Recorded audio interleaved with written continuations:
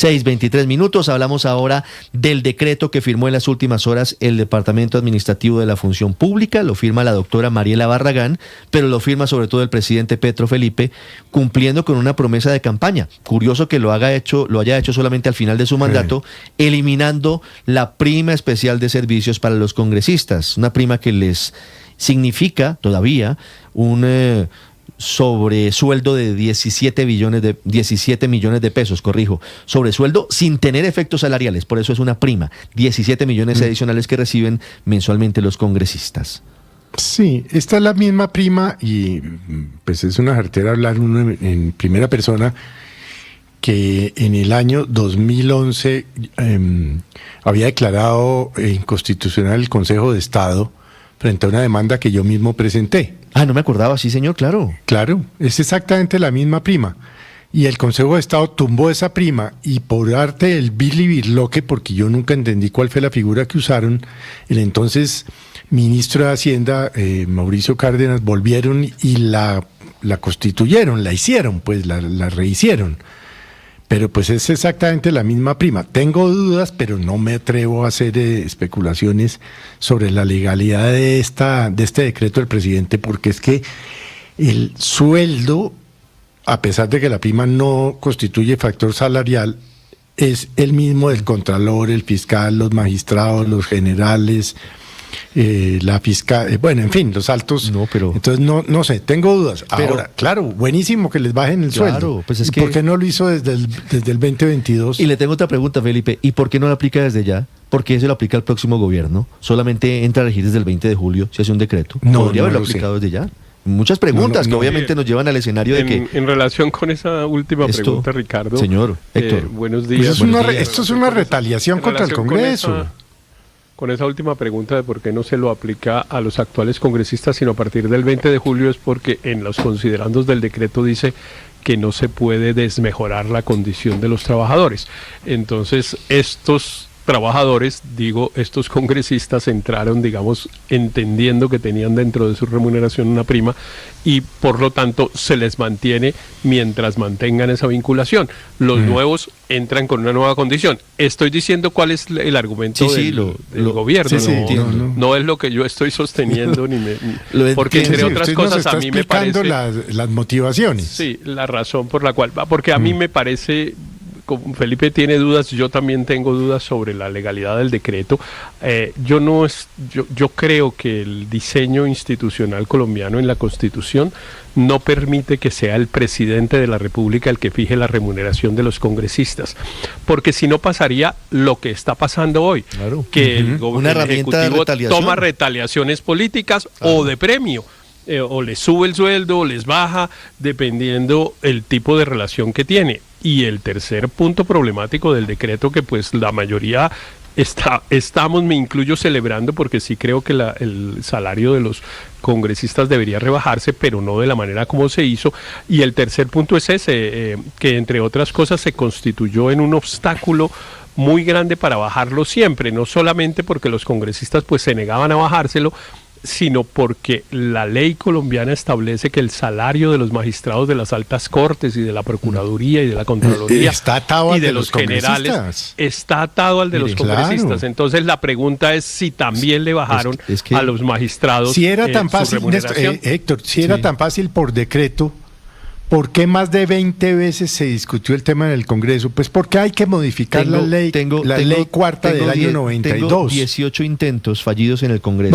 Bueno, 18, me equivoqué por 2. La ley cuarta del 92, Felipe, dice exactamente lo que ustedes están señalando.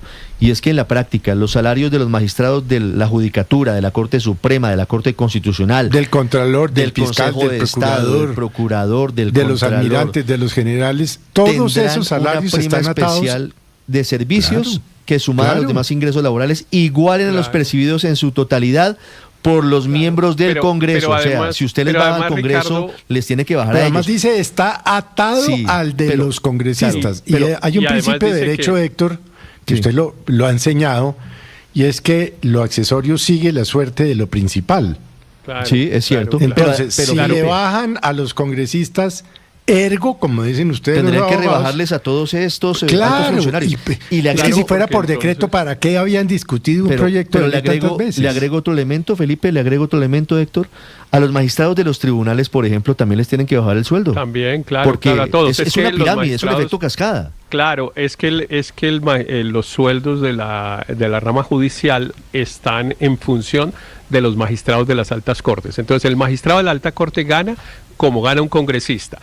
Y por ejemplo, el magistrado auxiliar gana, no estoy seguro si el 80 o el 90% de ese salario. El 80%, Héctor. El 80, ok, entonces le bajan también a él. Los magistrados de los tribunales también ganan un porcentaje de lo que ganan los magistrados de las altas cortes.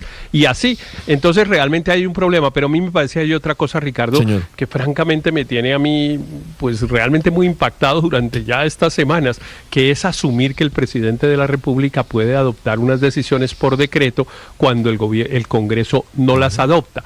Entonces aquí se presentaron 18 proyectos de ley para tomar esta decisión que tomó ayer el presidente. Y de verdad nos parece que es normal que como no la tomó el Congreso, entonces el presidente en un decreto de 2 hojas la expida. Imagínese usted, pues a mí eso francamente minutos. Me parece muy anormal. Ahí está el tema, Héctor. Esto seguramente será demandado y muy seguramente se caerá ante las Cortes, pero por ahora es un bonito titular que le sirve al presidente para su campaña rumbo a la continuidad de su proyecto en este 2026. Andrés Carmona. Ricardo, buenos días. El Gobierno Nacional finalmente expidió el decreto 0030 de 2026, con el que se elimina una prima especial de servicios en la remuneración mensual de los congresistas. Actualmente, el salario, tanto de un senador como de un representante a la Cámara, se compone de un sueldo básico, de gastos de representación y la prima especial de localización, vivienda y salud, que suman en total 51.512.446 pesos. Con esta decisión, que deroga el decreto 2170 del 4 de octubre de 2013 y que será aplicable para el Congreso que se posesione el 20 de julio de 2026, los parlamentarios dejarán de percibir 16.914.540 pesos mensuales. La justificación de este decreto la presentó el ministro del Interior, Armando Benedetti.